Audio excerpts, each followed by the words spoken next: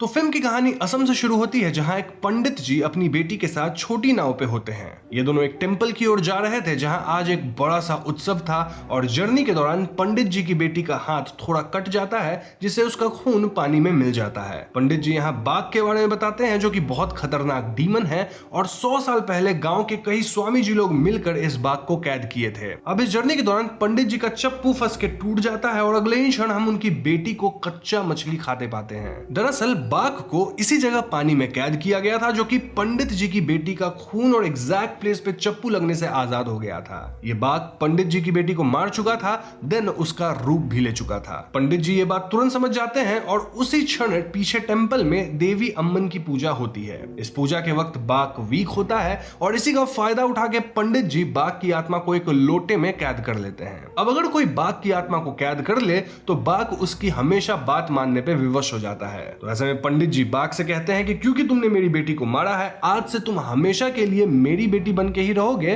ताकि मेरी बीवी को कभी पता न चले कि हमारी बेटी अब इस दुनिया में नहीं रही। हम देख पाते हैं कि बाघ इससे खुश नहीं था, उसे आजादी चाहिए थी, लेकिन उसके पास कोई और रास्ता भी नहीं था। नाउ इस पॉइंट पे आप में से कई लोग सोच रहे होंगे कि ये बाघ मैं बार बार बोल रहा हूं, तो ये होता क्या है? वेल, ये एक असमीज अर्बन लेजेंड है और इस पे मैंने अपनी एक वीडियो में काफी डिटेल्ड रूप से बात करी है। उस वीडियो का लिंक मैं डिस्क्रिप्शन और पिन्ड कमेंट दोनों में छोड़ दूंगा। अभी बस इतना जान लो कि बाघ किसी का भी रूप ले सकता है और वो बहुत खतरनाक है। मूविंग ऑन, यहाँ से कहानी तमिलनाडु में आ जाती है, जहाँ फोकस अब सर्वानंद नामक वकील पे आता है, जो कि अपनी आंटी के साथ रहता है। सर्वानंद का धंधा कुछ खास चल नहीं रहा, जिस वजह से घर में पैसों की कमी है। हम जान पाते हैं कि सर्वानंद की एक सेल्वी नामक बहन भी है, जो कि 10 साल पहले लव मैरिज कर ली थी और फिलहाल वो दूर कहीं रहती है, जिसके बारे में सर्वानंद को नहीं पता। इनफैक्ट सर्वानंद अपनी बहन से पिछले 10 सालों में मिला तक नहीं है। तो आज से 10 साल पहले जब सर्वानंद के पिता जिंदा थे, तो वो सेल्वी की शादी को लेके बिल्कुल खिलाफ थे, मतलब नाराज थे, क्योंकि ऑफ कोर्स ये लव मैरिज थी। अब भले सर्वानंद इस सब के खिलाफ तो नहीं था,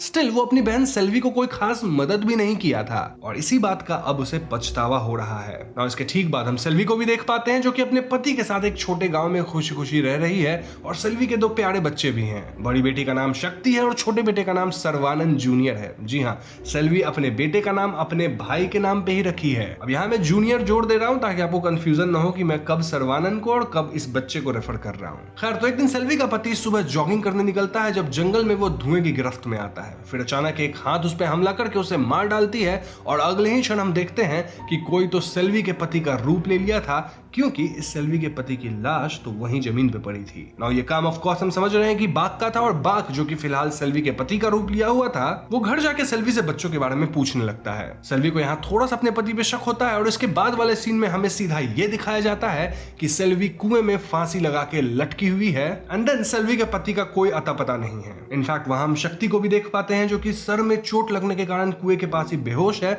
और सर्वानंद जूनियर छुपा हुआ है। Now the strange thing was कि गांव में लोगों को सेल्वी के पति की लाश मिल गई थी और सेल्वी उनके साथ लाश देखने जा रही थी, जबकि ओरिजिनल सेल्वी को तो हम कुएं में लटक के मरते हुए देख चुके हैं। दिस मीन्स कि बाघ सेल्वी को मार के उसका रूप ले चुका है। अब इस पूरे इंसिडेंट को एक रवि नामक लड़का देख लिया था, जो कि गांव के प्रेसिडेंट का बेटा था और पेशे से वो एक यूट्यूबर था। यूट्यूबर होने के नाते वो कई चीज कैमरा में रिकॉर्ड कर रहा था और यहाँ वो काफी कुछ ऐसा रिकॉर्ड कर लिया था जो कि आगे काम आएगा। खैर, तो इसके बाद सर्वानंद को खबर मिलती है कि उसकी बहन खुद को मार ली है और उसकी बहन का पति हार्ट अटैक से मारा गया। ये खबर सुनकर सर्वानंद एकदम टूट जाता है और वो फौरन अपनी आंटी के साथ सेल्वी के गांव पहुंचता है। सर्वानंद को पता चलता है कि सेल्वी का पति एक आर्किटेक्ट था और वो पुराने घर को रिकंस्ट्रक्ट करके अच्छे दाम पे बेचता था टू अर्न हिज लिविंग। फिलहाल वो इस गांव के एक लैंडलॉर्ड के घर में काम कर रहा था, लेकिन अब तो वो रहा ही नहीं, जिससे काम बीच में ही रुक गया और पैसा भी फंस गया है। तो इन्हीं सब चीजों को सॉर्ट करने के लिए सर्वानंद कुछ दिनों के लिए यहीं पे रहेगा। इनफैक्ट देखा जाए तो सेल्वी की फैमिली भी फाइनेंशियली स्ट्रगल ही कर रही थी।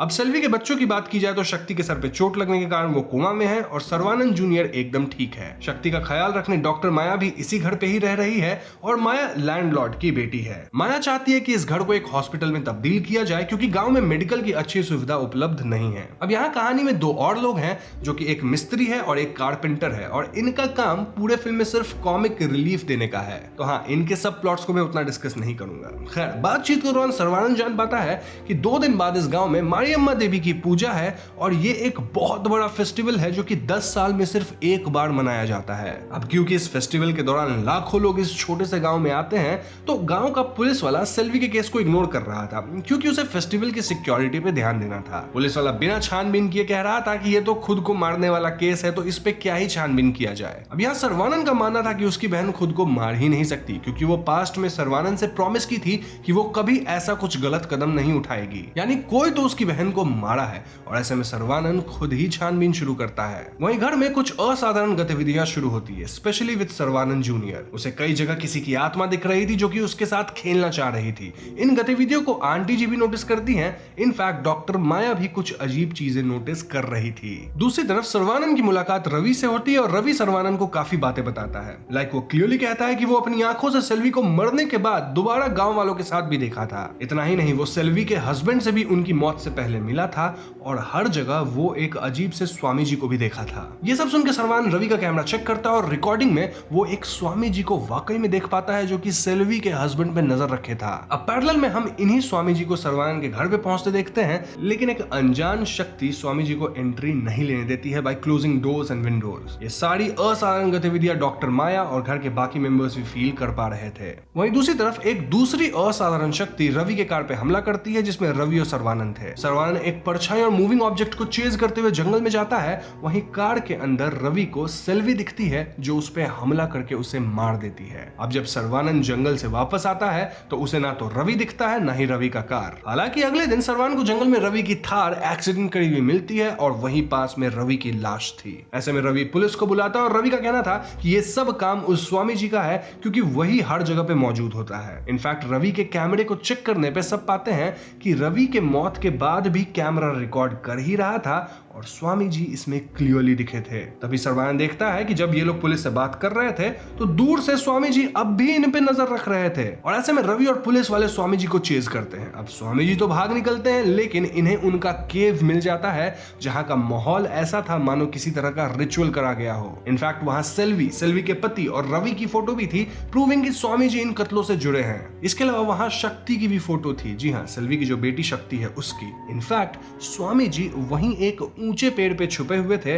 और उनके हाथ में पुलिस वाले की फोटो भी थी। खैर उस वक्त सर्वानंद जान पाता है कि कल पूजा वाले दिन यानी 15 जून को शक्ति का बर्थडे है। इनफैक्ट यूट्यूबर रवि का भी 15 जून को ही बर्थडे था और उसका जन्म शक्ति से ठीक 10 साल पहले हुआ था। ना पुलिस रिकॉर्ड चेक करने पे सर्वानंद बताया कि पुलिस वाले का भी बर्थडे ठीक 15 जून को ही है। इनफैक्ट उस यूट्यूबर से 10 साल पहले, यानी इन तीनों का बर्थडे सेम डे है, 10-10 साल के अंतराल पे, और उसी दिन जिस दिन यहाँ पे बड़ी वाली वो पूजा होती है, क्योंकि आपको याद हो पूजा भी हर 10 साल पे ही होती है। अब इतना ही नहीं, इन तीनों लोगों के शरीर पे कहीं ना कहीं एक बड़ा सा रेड मोल भी था, जो कि अगेन एक सिमिलैरिटी है, यानी कि जो भी ये कत्ल कर रहा है वो सेम बर्थडे एंड मोल वाले लोगों को ही टारगेट कर रहा है फॉर सम रीजन। इसके बीच में अगर कोई और आता है तो वो भी मारा जाता है, जैसे सेल्वी और उसका पति, क्योंकि ध्यान हो सेल्वी का पति जब बाक बन के आया था तो वो शक्ति के बारे में पूछ रहा था। अब इस सब के दौरान हम देख पाते हैं कि स्वामी जी पुलिस इंस्पेक्टर के पीछे पड़ा था। सर्वानंद को इस पॉइंट पे पता था कि आगे शक्ति के ऊपर और पुलिस वाले के ऊपर खतरा है, इसलिए वो माया से कहता है कि तुम शक्ति का ख्याल रखो, मैं पुलिस वाले को बचाने जाऊंगा। तो सर्वानंद पुलिस वाले को खोजते हुए जंगल में जाता है जहां पुलिस वाला स्वामी जी को चेज कर रहा था। यहाँ स्वामी जी बड़ी चालाकी से पुलिस वाले को बेहोश करके उस पर रिचुअल शुरू कर देते हैं। तभी वहां सर्वानंद आता है और वो स्वामी जी से भिड़ जाता है। इस लड़ाई के बीच हम पुलिस वाले के शरीर को हवा में लेविटेट करते देखते हैं एंड देन शरीर नीचे गिर के कुछ नुकीली चीजों में धंस जाता है, जिससे पुलिस वाला मारा जाता है। अब ऐसा होते स्वामी जी सर्वानंद से कहते हैं कि तुमने सब बिगाड़ दिया, मैं इसे बचाना चाह रहा था लेकिन ये भी उस बाघ का शिकार हो गया। जी हाँ दोस्तों, स्वामी जी एक्चुअली में सभी विक्टिम्स को बचाना चाह रहे थे, ना कि मारना, और ये सब माजरा क्या है वो आपको कुछ ही मिनट्स में पता चल जाएगा। अब इसके पैरेलल में एक और चीज होती है, हम उस पंडित जी को देख पाते हैं जिन्हें हमने मूवी के पहले सीन में देखा था, यानी वो पंडित जी जिनकी बेटी बाक बन गई थी। तो हाँ, वो मंदिर में पूजा के लिए आए होते हैं, लेकिन अचानक मंदिर के टॉप को देख के वो घबराते हुए अपनी घर की ओर भागते हैं। इसके बाद सीन कट होके वापस पंडित जी पे आता है जो कि अजीब बिहेव कर रहे थे और वो शक्ति के घर पहुंच गए थे शक्ति से मिलने। वो शक्ति से मिलने की जिद करने लगते हैं और ऐसे में पंडित जी को घर के अंदर आने दिया जाता है एंड देन घर के अंदर जो स्पिरिट थी वो पंडित जी पे बार बार हमला करने लगती है। अब पंडित जी ने हम लोग को या तो डॉज कर रहे थे या फिर अगर उन्हें चोट लग भी रहा था तो वो हील कर जा रहे थे। अब एक पॉइंट पे पंडित जी शक्ति को देख पाते हैं और उस पे काइंड ऑफ हमला भी करने की कोशिश करते हैं, लेकिन घर वाली अनजान शक्ति पंडित जी को घसीट के घर से बाहर कर देती है। ये सब खेल माया और आंटी जी देखती है और घर में सब बहुत डर गए थे। यहाँ हम व्यूअर्स को रिवील किया जाता है कि इस घर में सेल्वी की आत्मा मौजूद है जो कि अपने बच्चों की रक्षा कर रही है। इनफैक्ट इस पॉइंट पे हम फाइनली शक्ति को अपने कोमा से बाहर भी आते हुए देखते हैं, यानी कि हाँ, शक्ति अब ठीक हो गई है। खैर अगले दिन स्वामी जी को पुलिस कस्टडी में लाया जाता है, जहां स्वामी जी सब कुछ रिवील करते हैं। दरअसल वो असम से हैं और उनके यहाँ 100 साल पहले पुराने स्वामी जी लोग मिलके एक बाघ को कैप्चर कर लिए थे। बाघ एक ऐसा खतरनाक प्राणी है जो कि पानी और जमीन दोनों में रह सकता है। अब ये बाघ आजाद हो गया, कैसे? वेल वो तो हम मूवी के पहले सीन में देख ही पाए हैं। तो पंडित जी बाघ को इंस्लेव करके अपनी बेटी बना लिए थे और वो असम से मूव हो गए। असम से इसलिए मूव हो गए क्योंकि इवेंचुअली असम में स्वामी जी लोग को तो पता चल ही जाता कि बाघ आजाद हो गया है और पंडित जी नहीं चाहते थे कि उनसे उनकी बेटी छिन जाए। अब वहां अम्मन देवी की पूजा करी जाती थी और उनके पत्थर को 3 भाग करके भारत में 3 अलग अलग जगह पे भेजा गया था मूर्ति बनाने, और पंडित जी इसी 3 में से कोई एक जगह जाना चाहते थे ताकि वो अम्मन देवी की छत्र छाया में ही रहे। इसमें से एक जगह थी यही गांव जहां आज फेस्टिवल भी है, जिसमें अम्मन देवी की बड़ी मूर्ति, एक राक्षस की मूर्ति को त्रिशूल मार के जलाएंगी। नाउ ये पंडित जी टेंपल के टॉप आर्किटेक्चर में वो लोटा छुपा दिए थे जिसमें बाघ की आत्मा कैद थी ताकि बाघ उस लोटे तक कभी ना पहुंच पाए। अब पंडित जी की बेटी जो कि एक बाघ थी, उसे एक दिन पता चल जाता है कि उसकी आत्मा मंदिर के ऊपरी हिस्से में है। वो मंदिर के एक आदमी को पैसे देके लोटा निकलवा लेती है, जिसके बाद वो आजाद हो गई। जी हाँ दोस्तों, इसलिए पंडित जी मंदिर का वो टॉप पार्ट देख के घबरा गए थे क्योंकि उन्हें पता चल गया था कि वहां से कोई लोटा निकाल लिया है। जब पंडित जी अपने घर पहुंचते हैं तो बाघ ऑलरेडी उनकी बीवी को मार के उनका रूप ले चुकी थी। देन वो पंडित जी को मार के उनका रूप भी ली और पिछली रात जो शक्ति से मिलने आए थे वो पंडित जी नहीं थे बल्कि उनके रूप में बाघ थी। तो क्वेश्चन हियर इज कि बाघ आखिर कुछ स्पेसिफिक लोगों को ही टारगेट क्यों कर रही है? आई मीन जिनका बर्थडे 15 जून को है और जिनके शरीर पे वो लाल मोल है। 15 जून पे भी स्पेसिफिकली उस दिन जिस दिन पूजा हुई थी, यानी 10-10 साल के इंटरवल पे। वेल स्वामी जी बताते हैं कि बाघ फिलहाल काफी वीक है और स्ट्रांग होने के लिए उसे 3 ऐसी जानें लेनी होंगी जिनका जन्म सेम डेट पे हुआ हो। किस डेट पे? जिस डेट पे अम्मन देवी की पूजा होती है हर 10 साल के बाद, यानी 15 जून को। इतना ही नहीं, इन लोगों के शरीर पे जो लाल तिल है वो शक्ति तिल है, और ऐसे 3 लोगों को अगर बाघ अभिजित मुहूर्त पे मार डालेगी, यानी कि पूजा से ठीक पहले, तो बाघ बहुत शक्तिशाली हो जाएगी। इतनी शक्तिशाली कि इस दुनिया में भगवान भी उसे नहीं रोक पाएंगे। इसीलिए ये बाघ सेल्वी के हस्बैंड को मार के उसके थ्रू शक्ति तक पहुंचना चाहती थी, लेकिन सेल्वी आईने में देख के समझ गई थी कि उसका हस्बैंड एक्चुअली में उसका हस्बैंड नहीं बल्कि कोई शैतानी शक्ति है, और इसीलिए वो अपनी जान की बाजी लगा के अपने बच्चों को प्रोटेक्ट करी थी। एक पॉइंट पे तो सेल्वी बच के निकल भी पाती, लेकिन अपने पति के प्यार में वो फंस गई, और हाँ, बाघ जो कि उसके पति के रूप में था वो सेल्वी को कुएं में लटका दिया फांसी लगा के, यानी कि सेल्वी वहीं पे मर गई। देन बाघ सेल्वी का रूप ले लिया और वो शक्ति को मार ही देती, लेकिन ऐन वक्त पे गांव वाले आ गए थे। अब क्योंकि सेल्वी के शरीर को जलाया नहीं गया बल्कि सिर्फ दफनाया गया, तो ऐसे में सेल्वी की आत्मा वापस आ गई है, यानी कि वो हमारे पृथ्वी को छोड़ के गई ही नहीं, और वो अब घर में रह के अपने बच्चों को प्रोटेक्ट कर रही है। पिछली रात सेल्वी की आत्मा ही पंडित रूपी बाघ को घर से घसीट के बाहर फेंक दी थी। ना देखा जाए तो ये बाघ ऑलरेडी रवि और पुलिस वाले को मार चुकी है और उसे बस अब शक्ति को मारना है ताकि वो इटर्नली पावरफुल बन सके। ये सुनते सर्वानंद फौरन घर जाता है, वहीं पुलिस स्टेशन में बाघ हमला करती है। इस हमले के दौरान स्वामी जी बाघ का सामना करते हैं और उसे यहाँ से भगा देते हैं। Now coming to home, well जब डॉक्टर माया घर के अंदर आने की कोशिश कर रही थी तो सेल्वी की आत्मा उसे अंदर नहीं आने देती। ऐसा इसलिए क्योंकि माया के डॉक्टर वाले कोट पे बाघ का खून लगा था। अब फिलहाल माया पुलिस स्टेशन में सबकी मरहम पट्टी करके आई थी क्योंकि वहां बाघ का हमला हुआ था, यानी कि बाघ भागी नहीं है बल्कि किसी का रूप ले चुकी है उसी पुलिस स्टेशन के अंदर। जी हाँ दोस्तों, ये जानते सर्वानंद फौरन विलेज के प्रेसिडेंट से मिलने जाता है क्योंकि वो भी उस वक्त पुलिस स्टेशन पे ही थे। वहां सर्वानंद को प्रेसिडेंट के कार की डिक्की में स्वामी जी की लाश मिलती है और इसका सिर्फ एक ही मतलब था कि बाघ स्वामी जी को मार के अब उनका रूप ले चुका है। हम देखते हैं कि स्वामी जी ऑलरेडी उस जगह पहुंच गए थे जहां सेल्वी को दफनाया गया था और वो उसकी लाश को बाहर निकलवाते हैं। क्यों? ताकि वो सेल्वी की आत्मा को उसके शरीर में डाल के उसका अंतिम संस्कार कर दे, जिससे सेल्वी की आत्मा को पृथ्वी से जाना पड़ेगा और तब इस बाघ को शक्ति को मारने से कोई नहीं रोक पाएगा। तो बस फिर क्या था, स्वामी जी रूपी बाघ तंत्र मंत्र से सेल्वी की आत्मा को इस जगह पे खींच लाता है। सेल्वी की आत्मा जो कि अपने बच्चों के साथ घुल मिल गई थी, उनके साथ खेल रही थी, वो इस जगह पे खींची आती है और वो स्वामी जी से लड़ना शुरू करती है। इनके बीच एक हेवी वीएफएक्स फाइट होता है और एक पॉइंट पे स्वामी जी उर्फ बाघ वहां आसपास की कई बुरी आत्माओं का सहारा लेके सेल्वी को हरा देते हैं और उसकी आत्मा को उसके शरीर में डालते हैं। स्वामी जी सेल्वी के शरीर को जला देते हैं, जिससे सेल्वी की आत्मा इस मॉर्टल वर्ल्ड से आजाद हो जाती है। तब इस जगह पे सर्वानंद भी आता है, लेकिन इट वॉज टू लेट। जाते जाते सेल्वी की आत्मा अपने बड़े भाई सर्वानंद से कहती है कि मेरे बच्चों को किसी तरह बचा लो। अब इस सब के तुरंत बाद स्वामी जी उर्फ बाघ घर पहुंचते हैं शक्ति को मारने, लेकिन डॉक्टर माया चालाकी से शक्ति को लेके वहां से निकल जाती है। और कहां जाती है? वहां जहां मारियम्मा देवी की पूजा हो रही थी। जी हाँ, पूजा ऑलरेडी शुरू हो गई थी, वो आज ही थी। और सर्वानंद भी वहां शक्ति को बचाने आता है। इस पॉइंट पे बाघ भी वहां आता है और इनके बीच चूहे बिल्ली का खेल शुरू होता है। एक पॉइंट पे सर्वानंद शक्ति को लेकर राक्षस की बड़ी मूर्ति के अंदर घुस जाता है। यहाँ बाघ भी आता है और वो शक्ति को मारने की भरपूर कोशिश करता है। ये लोग बंबू जैसे स्टेयर्स पे भाग दौड़ करते हैं और सर्वानंद अपनी पूरी ताकत से बाघ का सामना करता है। एंड एंड मोमेंट पे वो मूर्ति की आंख से शक्ति को लेकर बाहर कूद जाता है। अब जैसे ही बाघ भी इस राक्षस की मूर्ति की आंख पे आता है, तभी पूजा संपन्न होती है और मारियम्मा देवी की हाथों से त्रिशूल छूटता है सीधे राक्षस की मूर्ति की ओर। देन हम अम्मन देवी को क्लियरली देख पाते हैं, जो कि त्रिशूल लेके बाघ पे हमला कर देती हैं और इस हमले से बाघ फाइनली मारा जाता है। यानी कि देवी ने फाइनली बाघ को खत्म कर दिया, शक्ति भी बच गई, सर्वानंद भी बच गया। अब फिल्म के एंड सीन में हम जान पाते हैं कि सर्वानंद अब इस गांव में ही रहेगा और उस घर को वो लोग एक अस्पताल में तब्दील करने वाले हैं in collaboration with a big medical company. क्यों? क्योंकि माया का वो ड्रीम था और वो ड्रीम साकार हो गया और गांव में एक अस्पताल चाहिए भी। वही शक्ति और सर्वानंद जूनियर भी खुश हैं और वो लोग घर के बाहर बॉल से खेल रहे होते हैं। तभी हम देखते हैं कि कोई अदृश्य शक्ति भी उनके साथ बॉल खेल रही थी।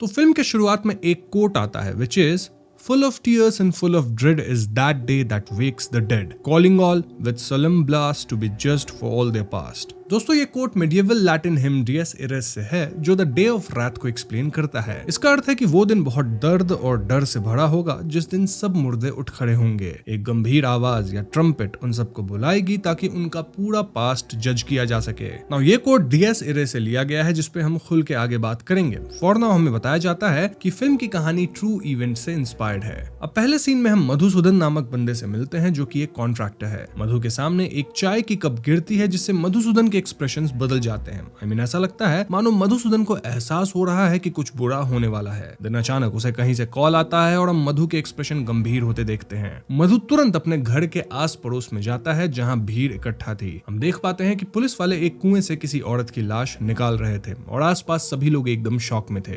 दरअसल ये लाश कनी नामक लड़की की थी, जो कि अपने साथ गलत की थी। और यहाँ कनी के परिवार वाले भी मौजूद थे, जो कि काफी उदास थे। मधु इनका पड़ोसी जैसा था और वो भी इस घटना से एकदम शॉक में था। दूसरी तरफ हम रोहन नामक बंदे से मिलते हैं, जो कि इंडो अमेरिकन आर्किटेक्ट है और रोहन काफी अमीर है। फिलहाल वो अपने केरला वाले आलिशान घर में था और उसके घर में पार्टी वगैरह चल रही थी। रोहन यहाँ एक लड़की के साथ इंटीमेट हो रहा था एंड इन जनरल घर पे रोहन के कई दोस्त इस पार्टी में आए थे। तभी रोहन का एक दोस्त उसे बताता है कि कॉलेज में उनकी एक क्लासमेट थी नेम्ड कनी और वो खत्म हो गई है। ये वही कनी है दोस्तों जिसे पहले सीन में हम समाप्त पाए थे। और कनी के गुजर जाने वाली न्यूज से रोहन थोड़ा अफेक्ट होता है। ऐसा इसलिए क्योंकि कुछ ही महीनों पहले रोहन और कनी काइंड ऑफ एक रिलेशनशिप में थे, लेकिन फिर रोहन ही अपनी तरह से रिलेशनशिप को एंड किया था। हम क्लियरली देख पाते हैं कि रोहन के फोन में अब भी कनी के फोटोज थे। इनफैक्ट कई मैसेजेस भी थे जिनका रोहन रिप्लाई तक नहीं किया था। ऐसे में रोहन डिसाइड्स कि वो कनी के घर जाएगा और अगले दिन रोहन और उसका दोस्त कनी के घर जाते भी हैं। वहाँ ये दोनों मधु से मिलते हैं, देन कनी के पेरेंट्स और रिलेटिव से भी मिलते हैं। रोहन कनी के घर में काम करने वाली एक बाई से भी मिलता है, जिसका नाम एलसम्मा था। इधर उधर घूमते हुए रोहन कनी के कमरे में चला जाता है और कमरे के अंदर उसे एक लाल कलर की हेयर क्लिप मिलती है, जो कि कनी की ही थी। और रोहन इसे उठा लेता है मेमोरी के तौर पे। इसके बाद रोहन छत पे जाता है, जहां वो कनी के भाई किरण से मिलता है और रोहन किरण से पूछता है कि क्या खत्म होने से पहले कनी उसे कुछ बताई थी। किरण ना कहता है और यहाँ हम देख पाते हैं कि किरण अपनी बहन के खत्म होने से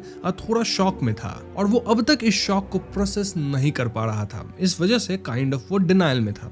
किरण ऐसा बिहेव कर रहा था मानो उसे ज्यादा फर्क नहीं पड़ा हो। जो भी हो, कनी के रिश्तेदार से मिलजुल के रोहन वापस अपने घर आता है और हम देख पाते हैं कि वो अपने साथ वो रेड हेयर क्लिप भी ले आया था। उस रात सोते वक्त अचानक से रोहन को महसूस होता है कि कोई उसके कमरे की बालकनी में है। रोहन चेक करता है लेकिन वहाँ कोई नहीं था। दिन उसके कमरे का दरवाजा अपने आप खुल जाता है और ऐसे में रोहन घर में इधर उधर देखता है, लेकिन उसे सब कुछ नॉर्मल प्रतीत होता है, इसीलिए वो वापस सोने चला जाता है। दूसरी तरफ हम मधु को देखते हैं, जिसके घर पे हम कुछ फोटोज देखते हैं। अब ये फोटोज दिखने में नॉर्मल थी, लेकिन ध्यान से देखने पे आप समझ पाएंगे कि ये मधु के एंसेस्टर्स की फोटो थी और मधु पोट्टी फैमिली से आता है, जिसमें कोडुमन पोट्टी भी था। जी हाँ दोस्तों, वही कोडुमन पुट्टी जिसे हमने ब्रह्मयुगम फिल्म में देखा था और उसकी एक्सप्लेनेशन मेरे चैनल पे ऑलरेडी है। दिस टेल्स अस कि ये फिल्म सेम यूनिवर्स के अंदर है। इनफैक्ट मधु का पूरा नाम फिल्म में मधुसूदनन पुट्टी ही है। एनीवेज कमिंग टू मधु, हम उसकी माँ को देखते हैं जो कि काफी चिंतित रहती हैं क्योंकि मधु का काम वगैरह कुछ अच्छा नहीं चल रहा था। मधु को खुद हेल्थ इश्यूज हैं और इन जनरल इनके घर की फाइनेंशियल हालत कुछ ठीक नहीं है। ऑल्दो मधु के पास थोड़ी इंसाइट है जिससे वो चीजें महसूस कर पाता है।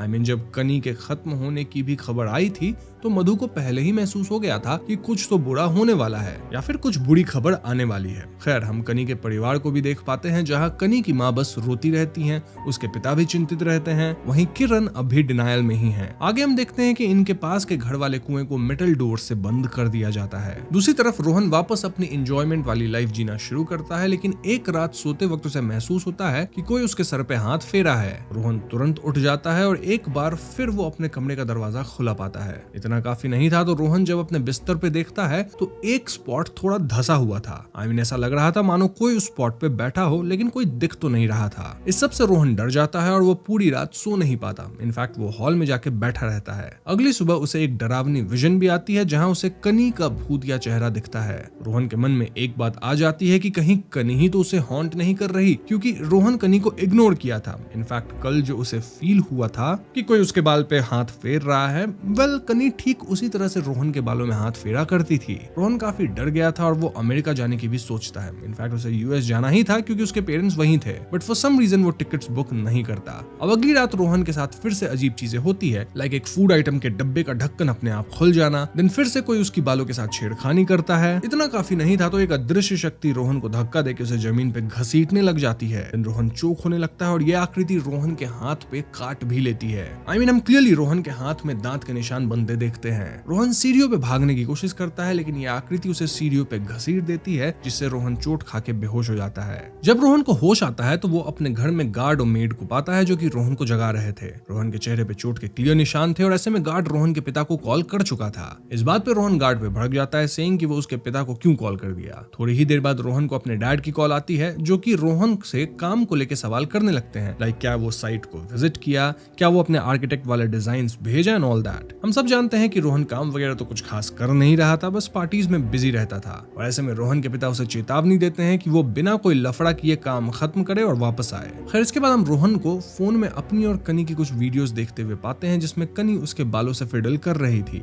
इस पॉइंट तक रोहन ऑलमोस्ट श्योर था कि कनी की आत्मा ही उसके पीछे है, और सिंस कनी को रोहन के बाल पसंद थे तो रोहन अपने पूरे बाल ही काट लेता है। इसके बाद रोहन मधु से मिलने जाता है और उसे वो सब कुछ बताता है जो कि उसके साथ हो रहा है। देन रोहन बताता है कि 7 महीने पहले उसके कॉलेज का एक एल्यूमिनाई मीट था जहां वो कनी से मिला था। इसके बाद दोनों कनेक्ट हुए और काइंड ऑफ रिलेशनशिप में भी आ गए थे। रोहन के लिए ये एक कैजुअल छोटी सी फीलिंग थी, लेकिन कनी इनके रिलेशनशिप को लेकर सीरियस हो गई। वो शादी की बात करने लगी, हमेशा कॉल एंड मैसेज करती, जिससे रोहन परेशान हो गया। वैसे में रोहन कनी से दूर हो गया और कुछ टाइम बाद कनी भी उसे मैसेज करना बंद कर दी, और इसीलिए रोहन को लगता है कि खत्म होने के बाद कनी उसे परेशान कर रही है। रोहन चाहता है कि मधु उसकी मदद करे क्योंकि मधु रोहन के पिता को पहले से जानता था। अब इन बातों के बीच मधु को फिर से फीलिंग आती है एज इफ यहाँ कुछ सुपरनैचुरल है, लाइक कटलरी का गिर के टूटना, आसपास सब कुछ फील कर पाना एंड ऑल। मधु कहता है कि अतृप्त आत्मा को शांति दे पाना बहुत मुश्किल है, क्योंकि जब आत्मा को वो नहीं मिलता जो उसे चाहिए हो तो आत्मा भटकने लग जाती है। लेकिन एक बार कनी का अंतिम संस्कार वगैरह हो जाए तो कनी की आत्मा को शांति मिल जाएगी और रोहन के साथ जो कुछ उल्टा सीधा हो रहा है वो अपने आप बंद हो जाएगा। ऐसे में रोहन डिसाइड करता है कि कनी की लास्ट राइट्स तक अब वो सोएगा ही नहीं। इनफैक्ट वो अपने घर के सारे पर्दे खोल देता है, सारे लाइट्स हमेशा ऑन रखता है। रोहन किसी तरह खुद को जगा के रखता है, लाइक ड्रम्स बजाना, स्विमिंग करना एंड ऑल। जब कनी के फाइनल राइट्स हो जाते हैं तब जाके फाइनली रोहन अपने बेड पे सोता है। खैर अगली रात रोहन अपने घर पे फिर से पार्टी रखता है और यहाँ वो कनी के भाई किरण को भी बुलाता है। रोहन किरण को इसलिए बुलाया था ताकि वो किरण से बात करके उसका मूड लाइट कर सके, देन उसे पैसों से भी मदद कर सके। इट वाज क्लियर कि रोहन के मन में कनी के गुजर जाने से थोड़ी गिल्ट तो थी और इसी के लिए वो शायद ओवर कंपनसेट कर रहा था। खैर जैसे ही किरण को पता लगता है कि रोहन उसे पैसे वगैरह देने की सोच रहा है तो किरण भड़क जाता है, सेइंग कि वो ठीक है। सब उससे हमेशा पूछते हैं कि वो कैसा है, लेकिन वो ठीक है। यहाँ हम फाइनली किरण को रोते देखते हैं क्योंकि उसके अंदर जो दुख भरी हुई थी वो फाइनली बाहर आती है। वो अपने इमोशंस को प्रोसेस कर पाता है। रोहन किरण को संभालने की कोशिश करता है, लेकिन एकदम से एक अदृश्य शक्ति किरण को खींचती है और उसे बालकनी से नीचे फेंकने की कोशिश करती है। रोहन किरण को बचाने की कोशिश करता है, लेकिन वो किरण को बचा नहीं पाता और ऐसे में किरण बहुत ज्यादा बुरी तरह से चोटिल हो जाता है। रोहन तुरंत उसे अस्पताल लेके जाता है और यहाँ मधु भी आता है जो कि किरण की इस हालत के लिए रोहन को ही ब्लेम करता है। इस पॉइंट तक रोहन एक बात समझ गया था कि जो भी इविल स्पिरिट उसके पीछे पड़ी है वो कनी के फाइनल राइट्स के बाद भी गई नहीं है। ऐसे में उस रात रोहन अपने घर में कनी के क्लिप लिए होता है और स्पिरिट को कन्फ्रंट करना चाहता है। घर की लाइट जाने के बाद रोहन फोन के फ्लैश लाइट की मदद से घर को चेक करता है और यहाँ उसके साथ कुछ असाधारण गतिविधियां होती हैं। फाइनली वो सीढ़ियों पे एक भूतिया आकृति देख पाता है। जी हाँ दोस्तों, ये एक बिना सर वाला, बिना शर्ट पहना आदमी था जो कि रोहन की तरफ पॉइंट करता है और फिर ये जो आकृति थी वो चली जाती है। ऐसे में रोहन तुरंत मधु को कांटेक्ट करता है और अगली सुबह मधु रोहन के घर पे आता है। रोहन मधु को बताता है कि उसे कनी की आत्मा परेशान नहीं कर रही, रादर कोई और आत्मा है जो कि उसके पीछे पड़ी है, क्योंकि जो भूत रोहन को देखा है वो औरत का नहीं बल्कि एक आदमी का था। जी हाँ दोस्तों, ऐसे में मधु रोहन से कंफर्म करता है कि वो जहाँ अभी रह रहा है इस घर में कोई खत्म वगैरह तो नहीं हुआ था ना। रोहन मना करता है, जिसके बाद मधु पूछता है कि क्या रोहन कनी के घर से कोई सामान उठाया था। इस पे रोहन हामी भरता है, सेइंग कि जब वो कनी के घर आया था तो वो कनी के कमरे से उसका एक रेड क्लिप उठा लिया था। ये सुनते मधु कहता है कि प्रॉब्लम वहीं से शुरू हुई है, क्योंकि खत्म हुए इंसान की अगर कोई भी पसंदीदा चीज किसी और के पास जाती है तो उस इंसान की आत्मा वापस आती है, बीट कपड़े, गहने या फिर इवन अ हेयर क्लिप। लेकिन इस केस में अजीब बात यह थी कि रोहन एक आदमी की आत्मा देखा था, ना कि कनी की, व्हिच मींस की आत्मा शायद उसकी हो सकती है जो कि कनी को अपना मानता होगा। वो देखा होगा कि रोहन कनी का क्लिप उठाया है और इसलिए वो रोहन के पीछे पड़ गया, क्योंकि उस आत्मा के हिसाब से वो क्लिप उसकी है, मतलब कनी का जो कुछ भी है वो उसका है। वो आत्मा रोहन के सोने जागने सबका टाइम नोटिस किया होगा और शायद रोहन पे जानलेवा हमला भी कर दे। इसलिए इन्हें पता लगाना होगा कि आखिर क्या कोई ऐसा आदमी था जो कि कनी के काफी करीब था। बस फिर क्या था, दोनों कनी के घर उसके कमरे में जाते हैं और वहां मधु नोटिस करता है कि कनी के एंकलेट्स यानी पायल होते हैं ना, वो भी गायब थे। हम व्यूअर्स ये भी समझ पाते हैं कि कनी भरतनाट्यम सीखती थी और इसकी क्लासेस भी अटेंड करती थी। इसके बाद ये दोनों कनी के घर पे काम करने वाली हाउस हेल्प एल्सम्मा से मिलने जाते हैं। एल्सम्मा बताती है कि कनी खुद में ही खोई रहती थी और उसकी दो सहेलियां उससे मिलने आती थी, लेकिन कोई लड़का तो कनी से मिलने कभी नहीं आया। एल्सम्मा यहाँ कनी के डांस क्लास का भी जिक्र करती है। वैसे हम ये भी जान पाते हैं कि एल्सम्मा का एक बेटा है नेम्ड मनु। जो भी हो, मधु और रोहन को कनी के बारे में ज्यादा कुछ पता नहीं लग पाता और ऐसे में मधु कहता है कि वो अपने रास्ते से चीजें पता करने की कोशिश करेगा और तब तक रोहन अपने घर में नहीं रहे, रादर कहीं बाहर रहे। अब दोस्तों इसके बाद हमें दो सीन्स दिखाई जाती हैं। पहले सीन में हम मधु को देखते हैं जो कि अपने घर के बाहर सूखे कपड़े उतार रहा था क्योंकि आंधी आने वाली थी। यहाँ मधु को एहसास होता है कि कनी वाली केस में जो गड़बड़ हो रही है उसका कारण आसपास ही है। इनफैक्ट शायद वो आत्मा मधु के पीछे भी आ सकती है। दूसरे सीन में हम रोहन को अपनी माँ से बात करते देखते हैं और ये सीन डिपिक्ट करता है कि कैसे रोहन अपने पेरेंट्स से काफी अलग सा हो गया है। वैसे रोहन कॉल पे अपनी माँ से कहता है कि वो जल्द ही वापस आएगा। एनीवेज उस रात मधु भी अपने घर पे असाधारण गतिविधियां महसूस करता है, लाइक चेयर हिलना। देन वो फौरन अपने कमरे में जाके डोर बंद करता है और डोर के क्रैक से वो क्लियरली देख पाता है कि बाहर कोई असाधारण शक्ति है। ऐसे में मधु तुरंत पूरे घर में और अपने ऊपर सॉल्ट छिड़कता है ताकि इस इविल स्पिरिट को दूर किया जा सके।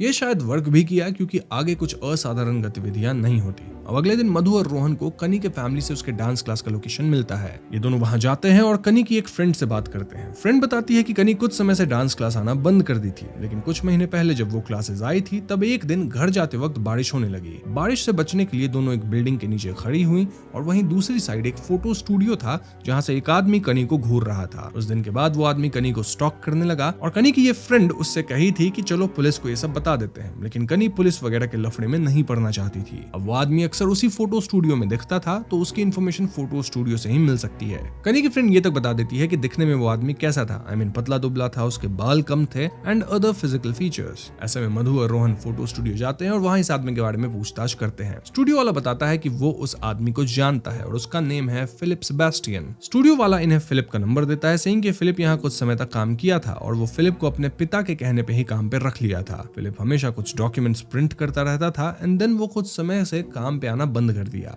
ऐसे में स्टूडियो वाला सेंट जोसेफ चर्च में पता लगाया कि फिलिप कहाँ है, तो उसे पता चला कि शायद वो सऊदी चला गया है और समथिंग। अब इसकी डिटेल तो चर्च के फादर ही देंगे। रोहन तुरंत स्टूडियो वाले से वो डॉक्यूमेंट्स मांगता है जो कि फिलिप प्रिंट करता था और स्टूडियो वाला रोहन को ये डॉक्यूमेंट दे देता है। सो यस, इनके पास फिलिप का डॉक्यूमेंट और फोन नंबर आ गया है, ऑल्दो फोन लगता नहीं और डॉक्यूमेंट्स में क्या सब लिखा था वो समझ आ नहीं रहा था। रोहन पता लगाना चाहता था कि क्या फिलिप जिंदा है, क्योंकि अगर फिलिप जिंदा नहीं है तो शायद उसकी आत्मा ही रोहन को परेशान कर रही है। यही सब पता लगाने के लिए रोहन और मधु प्लान बनाते हैं। सबसे पहले इन्हें उस एजेंट का पता करना होगा जो कि लोगों को सऊदी भेजता है और इसका पता एल्सम्मा से मिल सकता है क्योंकि उनका बेटा मनु भी सऊदी गया है। देन उस एजेंट से फिलिप के बारे में आइडिया लग जाएगा। एल्सम्मा से बात करने रोहन जाने वाला था, वहीं मधु चर्च जाएगा to find more about Philip. So yes, Madhu तुरंत चर्च में फादर से मिलता है और फिलिप वाली डॉक्यूमेंट्स उन्हें दिखाता है। फादर बताते हैं कि यहाँ कुछ लाइंस तो बाइबल से ली गई हैं, लेकिन काइंड ऑफ मिसअंडरस्टूड वे में पोर्ट्रेट है और कई लाइंस बाहर से हैं। इस पॉइंट पे दोस्तों मैं आपको डीएस इरे के बारे में बता देता हूँ, क्योंकि डॉक्यूमेंट्स में जो लाइंस हैं वो उसे ही रिप्रेजेंट कर रही हैं। डीएस इरे एक पुराना लैटिन हिम है जिसका मतलब है डे ऑफ रैथ यानी क्रोध का दिन। ये हिम यूरोपियन के मिडिवल टाइम में लिखा गया था, लगभग 13th सेंचुरी के आसपास,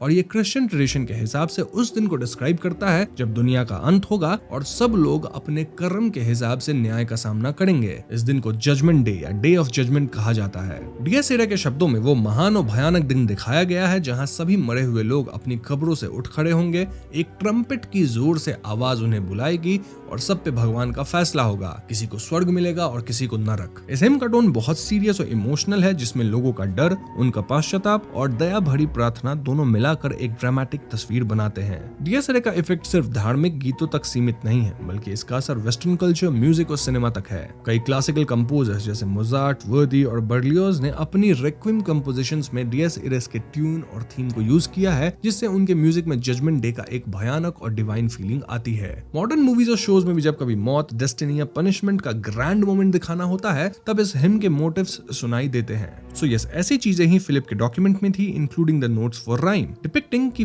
फिलिप खत्म होने को फाइनल डेस्टिनेशन नहीं मानता था, रादर उसके बाद तो जजमेंट डे आएगा ही जब सब उठेंगे और फिर जजमेंट होगा। फादर बताते हैं कि फिलिप चर्च के लाइब्रेरी की सारी किताबें पढ़ चुका था और वो इस चर्च के बहुत करीब था। इनफैक्ट यहाँ वो क्वाड में गाता भी था। फादर के पास एक ग्रुप फोटो भी थी जिसमें फिलिप भी था और वो ये फोटो मधु को दिखाते हैं। मधु इस फोटो को जूम करके देखता है और देखते ही वो शॉक में था, क्योंकि उसे कुछ तो ऐसा पता लग गया था विच वाज शॉकिंग। अब ये बात क्या है वो मैं आपको तुरंत बताऊंगा। फॉर नाउ सीन रोहन पे आता है, जो कि एल्सम्मा के घर पे उनके बेटे मधु के बारे में पूछता है। एल्सम्मा कहती है कि मधु अपने एंड से ही कभी कदार कॉल करता है, तो उनके पास मधु का कोई ऐसा नंबर वगैरह तो नहीं है। ऐसे में रोहन एल्सम्मा से उस एजेंट का नंबर मांगता है जो कि मधु को सऊदी भेजा था। एल्सम्मा नंबर लेने अंदर जाती है और तभी रोहन को कुछ प्लैक्स एंड अवार्ड्स वगैरह एल्सम्मा के घर में दिखते हैं। रोहन नजदीक से इन्हें देखता है और इन अवार्ड्स पे नाम लिखा था फिलिप सेबास्टियन। जी हाँ दोस्तों, एल्सम्मा के बेटे का ऑफिशियल चर्च वाला नेम था फिलिप सेबास्टियन और घर पे सब उसे मनु बुलाते थे। इनफैक्ट मधु को भी फोटो देख के यही बात पता चली थी कि फिलिप और कोई नहीं बल्कि एल्सम्मा का बेटा मनु है।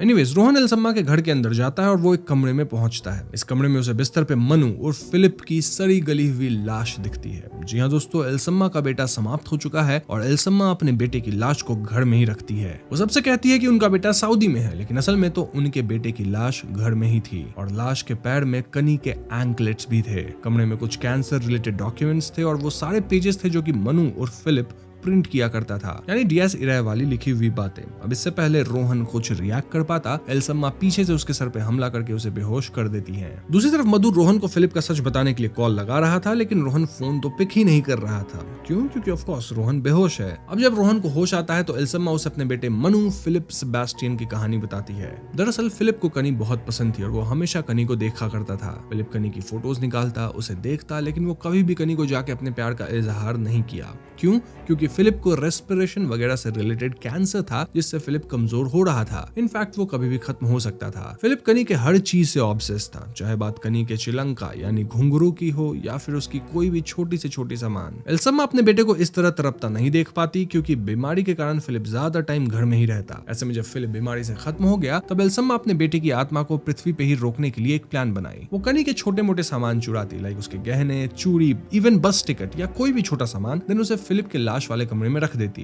वो इस पूरे कमरे को कनी के सामान से भर दी थी और जब फिलिप बीमार बिस्तर पे था तब वो फिलिप के पैर में कनी के एंकलेट्स यानी कि वो घुंघरू है ना, वो तक पहना दी थी। ऐसे में जब फिलिप खत्म हुआ तो उसकी आत्मा वाकई इसी दुनिया में टिक गई और घर में एंकलेट्स की आवाज वगैरह आने लगी। ऐसे में डीएस इरे में मानते हुए एल्सम्मा और फिलिप मानते थे कि एक दिन सारे मृत उठ खड़े होंगे और उस दिन गॉड डिसाइड करेंगे सबका फेट। तो एल्सम्मा इससे जुड़ी कुछ रिचुअल भी करी होगी और वी कैन से प्रेयर, जिससे फिलिप की आत्मा को शांति नहीं मिली। इनफैक्ट देखा जाए तो फिलिप का कुछ बरियल वगैरह भी नहीं हुआ ना, क्योंकि एल्सम्मा अपने बेटे की लाश को तो उसके कमरे में ही रख ली थी। तो इस तरह से फिलिप की आत्मा इस दुनिया में रह गई, मतलब यहीं पे बाइंड हो गई और कनी के साथ बाइंड हुई है और शायद वही कनी को गलत कदम उठाने का कारण बना होगा। ना कनी के खत्म होने के बाद जब रोहन कनी के कमरे में उसकी क्लिप उठा लिया तो फिलिप गुस्सा हो गया। क्यों? क्योंकि फिलिप के हिसाब से वो और कनी एक है और जो कुछ कनी का है उस पर सिर्फ फिलिप का हक है। इसलिए फिलिप रोहन पे हमला वगैरह करने लग गया था। So yes, for now Rohan चोटिल हालत में पड़ा है और एल्सम्मा ठान ली है कि वो अपने बेटे को जाने नहीं देंगी, चाहे इसके लिए उन्हें रोहन रोहन को ही क्यों ना खत्म करना पड़े। दूसरी तरफ मधु एल्सम्मा के घर आता है और वो चुपके से अंदर आकर रोहन को उठाता है। मधु ये तक देख लिया था कि एल्सम्मा बाहर जमीन खोद रही थी, शायद वो रोहन को दफना देने वाली थी।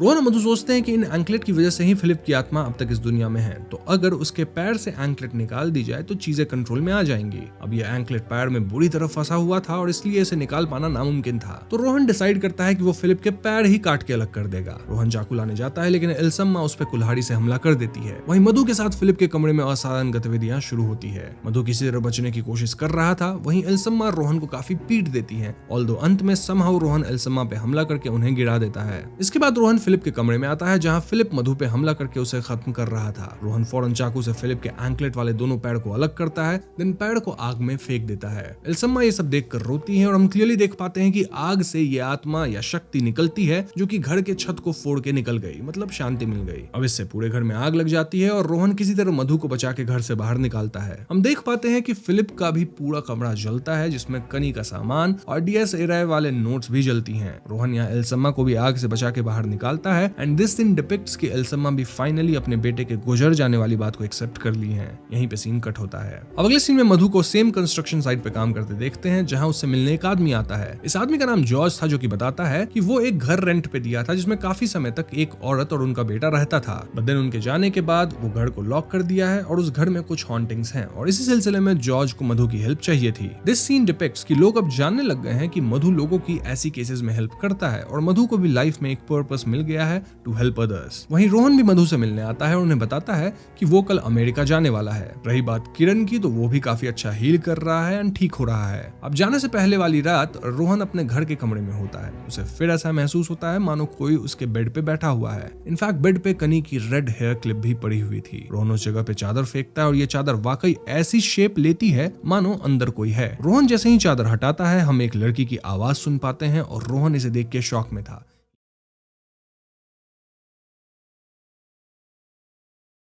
तो कहानी की शुरुआत में हमें एक क्लिप दिखाई जाती है जहां 1980s इंडोनेशिया की एक घटना के बारे में हम जान पाते हैं। बेसिकली उस दौरान कई सारे थग्स और गूंस अचानक से गायब हो गए थे और बाद में वो समाप्त मिले थे। इन थग्स के दो ग्रुप्स थे और जो ऑर्गेनाइज्ड ग्रुप से आते थे उनको सुगाली कहा जाता था। लोगों में ये बात प्रचलित थी कि सुगालीज को आसानी से खत्म नहीं किया जा सकता था और उनमें से कुछ सुगालीज इतने पावरफुल थे कि उन्हें बंदूक वगैरह से भी खत्म नहीं किया जा सकता था। ऐसा इसलिए क्योंकि सुगाली काला जादू जानते थे और इसीलिए वो इतने पावरफुल बन गए थे। अब कहानी 1984 जावा में शिफ्ट होती है जहां यान्तो नाम का एक आदमी कई सुगाली की लाशों को एक गड्ढे में भरवा रहा था और इस काम में कई सारे लेबरर्स और उनका बॉस था दनांग। दनांग का एक असिस्टेंट भी था नेम्ड प्राप्तो। जब उन सारे लेबरर्स में से एक लेबर भागने की कोशिश करता है तो यान्तो उस पे फायरिंग करता है और सभी लोग डर जाते हैं। ऐसा उसने इसलिए किया था ताकि कोई काम छोड़ के भागने की हिम्मत ना करे। अब अगले सीन में हम एक पावरफुल सुगाली को देखते हैं जिसका नाम था जारोत और दनांग जारोत को ह्यूमिलिएट करते हुए उसे भी समाप्त होने की बात कहता है। जारोत कहता है कि तुम ऐसा नहीं कर सकते, जब तुमने मुझसे मदद मांगी मैंने तुम्हारा साथ दिया और अब तुम मुझे ही खत्म कर देना चाहते हो। प्राप्तो अब जारोत से कहता है कि तुम्हें हमने क्योस मचाने के लिए भेजा था लेकिन फिर तुम सभी का खून पीने लगे, सो आई वंडर कि तुम कोई इंसान हो भी या नहीं। इस पे जारोत हंसता और कहता है कि तुम सारे लोग मुझसे इतनी जल्दी मुक्ति नहीं पा सकोगे और समाप्त होने से पहले वो इन लोगों पे कोई कर्स या स्पेल डाल के चला जाता है।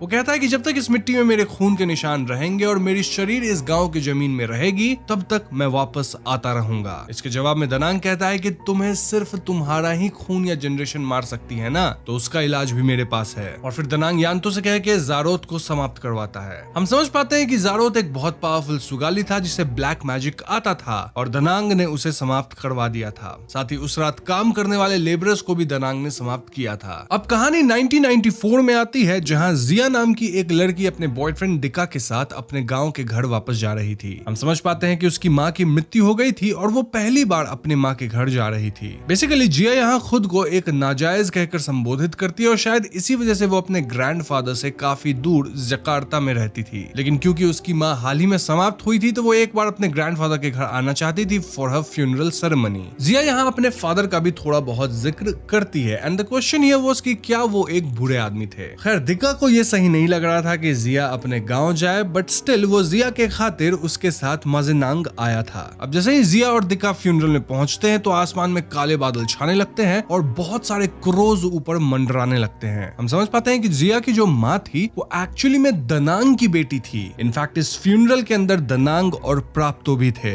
दनांग जिया के यहाँ आने से खुश नहीं था और फ्यूनरल के बाद वो जिया से कहता है कि तुम आज ही घर वापस चली जाओ। दनांग के बर्ताव से ऐसा नहीं लग रहा था कि वो जिया से नफरत करते हैं, रादर वो तो जिया के लिए बहुत ज्यादा कंसर्न थे। दनांग कभी नहीं चाहते थे कि जिया यहाँ आए और इसलिए वो बार बार कहते हैं कि जिया यहाँ बिल्कुल सेफ नहीं है। वहीं दूसरी तरफ प्राप्तो गांव वालों से कहता है कि जिया वापस गांव आ गई है और क्योंकि आप सभी ने डरावनी कहानी सुनी होगी तो आज रात कोई भी अपने घर से बाहर नहीं निकल सकता। अगर आपको प्रे भी करना है तो घर में रह के ही करिए और बाहर बिल्कुल मत झांकना। इनफैक्ट अगर कोई आपके दरवाजे पे खटखटाए तो भी आप दरवाजा मत खोलना, और तो और अगर आप में से किसी ने उन लोगों को देख लिया तो ध्यान रखना कि उनकी आंखों में नहीं देखना है या उनसे नजरें नहीं मिलाना है। स्टिल अगर किसी ने नजरें मिला ली है तो वो सारे आपको लेने जरूर आएंगे। अब प्राप्तो यहाँ किन की बात कह रहा है ये तो हमें कहानी में आगे पता चल ही जाएगा। वहीं दूसरी तरफ घर में बैठे बैठे जिया अपनी मदर को याद कर रही थी और तभी अचानक से ऊपर के फ्लोर से एक बॉल लुढ़कता हुआ इनके पास आ जाता है। जिया इससे हैरान हो जाती है और ऊपर के कमरे में जाके इधर उधर चेक करने लगती है। अचानक से उसे पीछे से एक आयरन ट्रंक या चेस्ट की आवाज आती है और वो उसे चेक करने लगती है कि तभी वहां दनांग आ जाता है और कहता है कि इस रूम में कोई खास बात नहीं है, बस सारी पुरानी चीजें ही हैं। इनफैक्ट दनांग अब जिया को घर जाने को कह रहा था। ऐसे में दिका अब जिया से पूछता है कि दनांग को इतनी जल्दी क्या है इन्हें घर भेजने की। इसके जवाब में जिया कहती है कि वो अपने गांव वालों को लेकर परेशान है क्योंकि दनांग ने उसे बताया था कि जिया के फादर गांव वालों से बहुत सारा डेट लिए थे एंड देन एक दिन कहीं गायब हो गए थे। दनांग को डर था कि जिया के फादर उसके गांव में आने की खबर सुन के वापस गांव में आ जाएंगे और इससे दनांग की बहुत बदनामी भी होगी। लेकिन जिया कहती है कि उसे विश्वास है कि उसके पिता भागे नहीं होंगे क्योंकि वो जिया से बहुत प्यार करते थे। जिया लास्ट ईयर अपने मदर और ग्रैंडफादर की कॉन्वर्सेशन भी सुनी थी जहां उसकी मदर एक दिन के लिए गांव आना चाहती थी लेकिन ग्रैंडफादर दनांग ने अलाउ नहीं करा। मोरओवर उसे लगता है कि उसके फादर भी गांव में वापस आना चाहते हैं लेकिन दनांग इसके खिलाफ थे। तो बेसिकली जिया यहाँ पूरी बात का पता लगाना चाहती थी,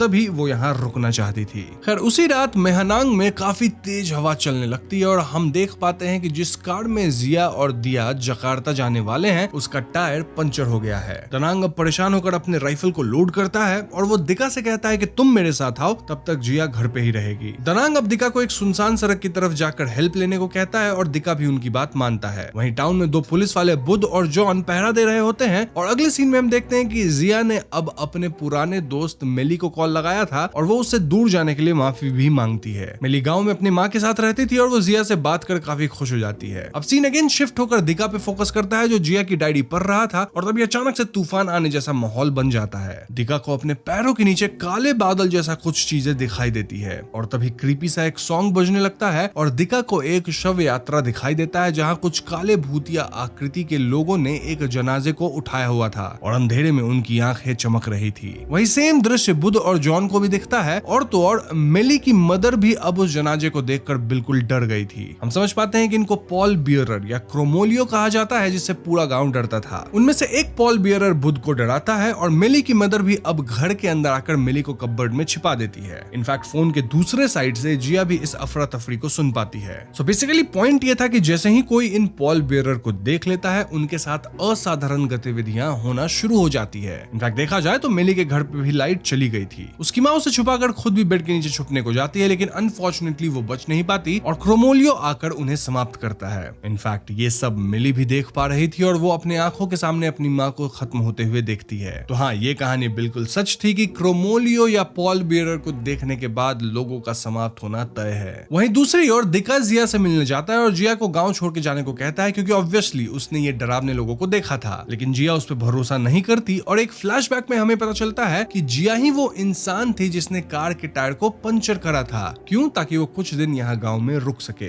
दिका अब बौखलाया हुआ था लेकिन जिया कुछ भी समझने को तैयार नहीं थी। वहीं गांव के रास्तों में बुध और जॉन भी छुपने की जगह ढूंढते हैं लेकिन तभी अचानक से बुध अपने सर को पोल पे पीटने लगता है। इनफैक्ट वो खुद को रोक भी नहीं पा रहा था। वहीं पॉल बियरर्स की बात की जाए तो वो पूरे शहर में घूम घूम कर सभी को दिखाई दे रहे थे। अब जिया और दिका भी बहस कर रहे थे कि तभी एक अदृश्य शक्ति दिका का गला पकड़ के उसे हवा में उठाने लगती है। लेकिन तभी दनांग आकर उस एंटिटी पे गोली चलाता है जिससे दिका की जान बच जाती है। Now you might be wondering कि दनांग को कैसे पता कि वो एंटिटी कहाँ थी, मतलब उस पे गोली वो कैसे चला पाया। वेल, उसके पास एक स्पेशल मिरर थी और बुलेट्स थी जिससे वो पर्टिकुलरली इन एंटिटीज पे आक्रमण कर सकता था। खैर तो दिक्का, जिया और दनांग मिलके जंगल के बीचों बीच भागने लगते हैं, जहां जिया अपने ग्रैंडफादर से इन सारे इंसिडेंट्स के बारे में पूछने लगती है। इस पे दनांग ज्यादा कुछ तो नहीं बताते, लेकिन वो इतना जरूर बोलते हैं कि ये जो पॉल बियरर है ये कोई जनाजे उठाने वाला ग्रुप नहीं बल्कि ये लोग डिमोनिक लोग हैं। खैर इस पॉइंट पे दनांग अपने मिरर से देख देख कर आगे बढ़ रहा था और तभी कोई एंटिटी पीछे से दिक्का को खींच लेती है, जिससे दनांग उन्हें बचाता है। ये दोनों भागने लगते हैं, लेकिन जिया अपने ग्रैंडफादर को बचाने के लिए वापस जंगल जाना चाहती थी, जिससे दिक्का उसे रोकता है। अब जिया मिली के घर जाकर उसे बचाना चाहती थी और जैसे ही वो दोनों अंदर जाते हैं उन्हें मिली की माँ समाप्त रूप में मिलती है। ये दोनों मिली को अलमीरा से बाहर निकालते हैं एंड ऑफ कोर्स मिली अपनी माँ को इस हालत में देख के बहुत ज्यादा उदास होती है। अब मिली, दिक्का और जिया तीनों जंगल वाले रास्ते से गांव से निकलना चाहते थे और तभी उन्हें अपने सामने एक कार भी दिखता है, लेकिन जैसे ही वो लोग कार को रोकने की कोशिश करते हैं, क्रोमोलियो दिक्का को उल्टा लटका के उस पे भी हमला कर देता है, क्योंकि अपेरेंटली दिक्का ने भी तो क्रोमोलियो को देखा था ना।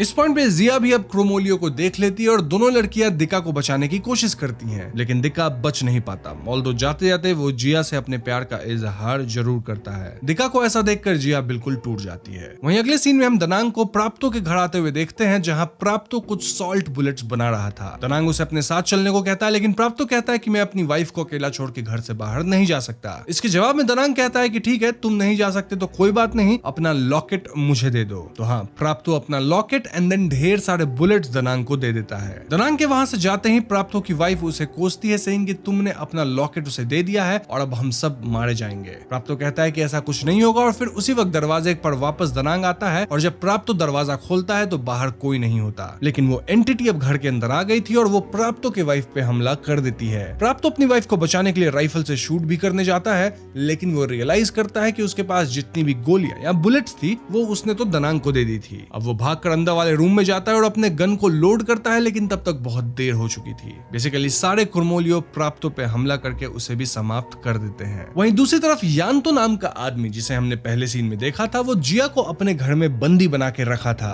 इनफैक्ट वो जिया को सारी सच्ची बात बताता है कि आज रात ये सब क्यों हो रहा है। यांतो कहता है कि वो जिया का सालों से इंतजार कर रहा था और हम ये भी देख पाते हैं कि यांतो ब्लाइंड था और उस पे एक गन भी था। यांतो के हिसाब से आज रात जो लोग भी मरे हैं वो क्रोमोलियो की वजह से मरे हैं और जिया अपनी लॉकेट की वजह से सेफ रही है। इनफैक्ट यांतो यहाँ जिया का लॉकेट भी छीन लेता है। यांतो जिया से कहता है कि तुम्हारे फादर ने पूरे गांव में कर्ज डाला था और आज रात जो कुछ भी हुआ है वो उनके कर्ज की वजह से ही हुआ है। यांतो के हिसाब से जिया के फादर को उसके ग्रैंडफादर ने ही खत्म करा और हम समझ पाते हैं कि जिया के फादर और कोई नहीं बल्कि जारोथ ही थे, जिनको हमने पहले सीन में देखा था। जी हाँ दोस्तों, तो अब आप समझ गए होंगे कि कैसे जारोथ, दनांग ये लोग जिया से रिलेटेड हैं। जारोथ अभी मरा नहीं है क्योंकि वो ब्लैक मैजिक जानता था और वो उस कर्ज का भी जिक्र करता है जो जारोथ ने अपने आखिरी समय में डाला था। और अब जिया ने इस गांव में कदम रखा है तो गली थग जिनकी मृत्यु हो गई थी वो अपने कब्र से बाहर आए हैं और उनका लीडर कौन है? वेल, जिया के फादर जारोथ। बेसिकली जिया के फादर अब भी जिंदा हैं इन अ फॉर्म ऑफ डीमन और उनको सिर्फ उन्हीं की वंशज या उनका खून ही मार सकती है, जो कि खुद जिया है। तो इन शॉर्ट हम समझ सकते हैं कि जिया के आने से पहले जारोथ गांव में हमला नहीं करा था, मतलब वो शांत था, लेकिन फिर जिया के आने से जारोथ की आत्मा जाग गई और इसी वजह से 10 सालों तक दनांग ने मेक श्योर किया था कि जिया गांव से दूर रहे। ऑल्दो एक पॉइंट ये भी है कि जिया ही ये सब कुछ खत्म भी कर सकती है। यान तो ये भी बताता है कि जारोथ के शरीर के 2 टुकड़े कर दनांग ने उसको कब्र में दफना दिया था और बस दनांग को ही पता है कि जारोथ का कब्र कहाँ है। सो बेसिकली जिया को अपने पिताजी को उनके कब्र से रिवाइव करना होगा और उसके शरीर के साथ उनके सर को जोड़कर उन्हें वास्तविकता में लाकर एक ऐसे नाइफ से उन्हें स्टैब करना पड़ेगा जिसमें जिया का खून लगा हो, तभी जारोथ की आत्मा को शांति मिलेगी, मतलब इस दुनिया को वो छोड़ के चली जाएगी। इनफैक्ट ये सब दनांग का ही प्लान है, जहां वो जिया का इस्तेमाल करके जारोथ को हमेशा के लिए समाप्त करना चाहता था। अब ये सब सुन के जिया बहुत आश्चर्य में थी क्योंकि उसे लगता था कि उसके जो ग्रैंडफादर दनांग है वो बहुत अच्छे इंसान है, बट हम तो जानते हैं कि दनांग वही आदमी थे जिन्होंने सभी गली थग्स को मरवाया था और उनकी वजह से आज पूरे शहर में इतना बड़ा आतंक मचा है। अब ये जो एम्यूलेट थी जिसके कारण जिया अब तक जिंदा बची थी वो जारोथ के फादर के दांत से बनी थी। दनांग ने ऐसे 3 एम्यूलेट बनाए थे, एक जिया के लिए, एक अपने लिए और एक प्राप्तो के लिए। तो हाँ, इन तीनों को छोड़ के बाकी सभी लोग गांव में अनसेफ है, मतलब उन्हें मरने छोड़ दिया गया। हम समझ पाते हैं कि यांतो ने भी उन क्रोमोलियो को देखा था, तभी उसे अपनी आंखों का बलिदान देना पड़ा, वरना वो भी आज अपनी जान गंवा देता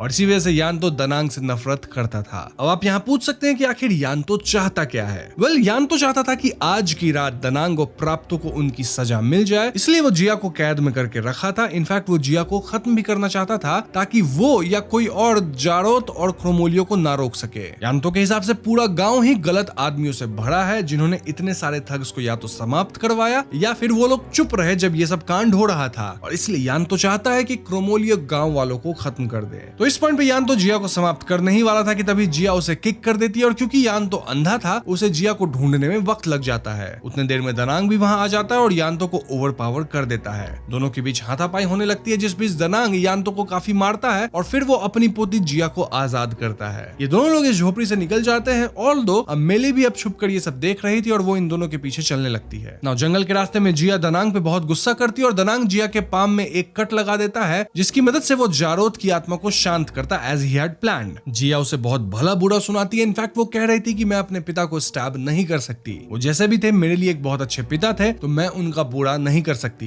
दनांग कहता है कि तुम अगर उसे आज नहीं समाप्त करोगी तो मैं ही उसे समाप्त कर दूंगा। ये दोनों अपने घर जाते हैं और दनांग कहता है कि तुम्हारे पिता का ग्रेव बैकयार्ड में है और हम आज रात उसे रिवाइव करेंगे। दनांग के इस अनअपोलोजेटिक एटीट्यूड को देख जिया कहती है कि आपको अपने किए पे कोई पछतावा है भी या नहीं। इस पे दनांग कहता है कि ये सारे शहर वाले मेरी वजह से बचे हैं और मैंने ही इन सबको गली थग से बचाया है। दनांग के हिसाब से वो जो कुछ भी किए थे उसके पीछे रीजन था और जिया ही वो रीजन है जिसकी वजह से ये कर्स वापस आया है। बेसिकली देखा जाए तो अगर वो यहाँ नहीं होती तो जारोथ की आत्मा भी वापस नहीं आती। इस पॉइंट पे जिया रोने लगती है और कहती है कि अगर आप मुझे बता दिए होते कि मैं यहाँ क्यों नहीं आ सकती हूँ तो शायद मैं यहाँ वापस कभी नहीं आती। खैर इतना सारा आर्ग्यूमेंट होने के बाद जिया फाइनली अपना वर्डिक्ट सुनाती है, जहाँ वो भी यान्तो के सोच से ही मैच कर रही थी। यानी वो भी चाहती है कि सारे गांव वाले समाप्त हो जाए, और ऐसा कह के जिया अपना लॉकेट वहां फेंक के भाग जाती है। लेकिन तभी क्रोमोलियो जिया पे अटैक कर देते हैं और दनांग कैसे भी उसे रोकता है। इस अटैक के दौरान जिया एक पेड़ से टकराती है जिससे उसके पेट में चोट लगती है, और दनांग जिया का लॉकेट लेकर बैकयार्ड का एक शेड खोलता है जिसके अंदर जारोथ का कब्र या जनाजा रखा हुआ था, लेकिन उसके शरीर के साथ कोई सर नहीं था। और दनांग अपने घर जाकर वही आयरन चेस्ट खोलता है और हम देख पाते हैं कि उसके अंदर जिया के फादर यानी जारोथ का सर था। वो उस बॉक्स से सर को निकाल के जारोथ के शरीर के साथ रख देता है एंड देन खुद ही जिया के खून से सनी नाइफ से जारोथ को खत्म करने ही वाला होता है कि तभी पीछे से यान्तो आ जाता है और वो दनांग पे एक छोटे से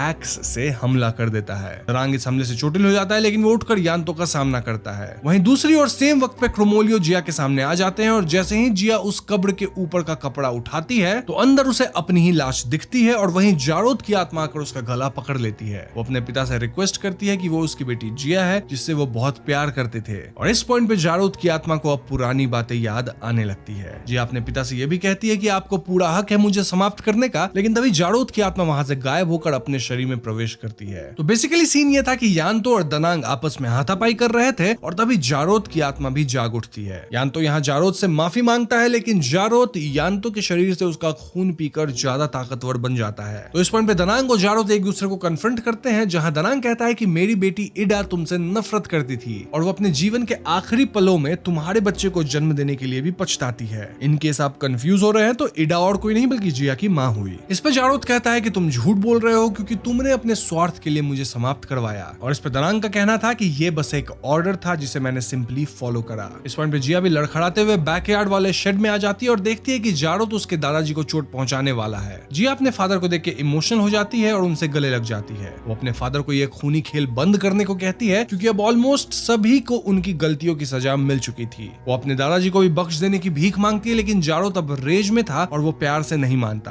तब फाइनली जिया को कठिन फैसला लेना पड़ता है और वो अपने पिता को उसी हथियार से स्टैब कर देती है जिसमें उसके खून लगे थे। जिया के हमले से जारोथ का शरीर जमीन में गिर जाता है और फाइनली जारोथ का कर्ज खत्म हो जाता है। अब जिया अपने ग्रैंडफादर को लेकर हॉस्पिटल जाने लगती है कि तभी वहां मेली आ जाती है जो कहती है कि मुझे सब पता चल चुका है और ये सब तुम्हारी वजह से हो रहा है। ऐसा कहते हुए वो जिया पे हमला कर देती है और इस हमले में जिया को 2 गोलियां भी लगती है। दनांग अब मेली पे आक्रमण कर उसे रोकता है और इस हाथापाई में दनांग और मेली दोनों समाप्त हो जाते हैं। बेसिकली बच जाती है तो सिर्फ जिया। तो इस पॉइंट पे जिया वहीं पास में रखे नाइफ पे से अपने डैड के खून को टेस्ट करती है और हम देख पाते हैं कि वो भी अब एक क्रोमोलियो बन गई थी। जी हाँ दोस्तों, इस भयानक रात के बाद जारोथ, दनांग, प्राप्तो, मेली और कई सारे लोग अपनी जान गंवा देते हैं और बच जाती है तो सिर्फ जिया। अब अगले सीन में हम जिया को सड़क पे चलते हुए देखते हैं जिसके चोट वगैरह अपने आप भर रहे थे। क्यों? क्योंकि अब वो भी एक क्रोमोलियो बन चुकी थी। इसी पॉइंट पे फिल्म खत्म होता है लेकिन मूवी के अंदर एक एंड क्रेडिट सीन भी है है जहां कुछ ब्लैक सूट पहने आदमी जारोद के बॉडी को उठा रहे होते हैं एंड दिस इंडिकेट्स कि इस मूवी का कोई सीक्वल या प्रीक्वल आ सकता है जहां हमें जिया और जारोद दोनों की कहानियां दिखाई जा सकती हैं। तो फाइनली इस पॉइंट पे आके मूवी खत्म होती है।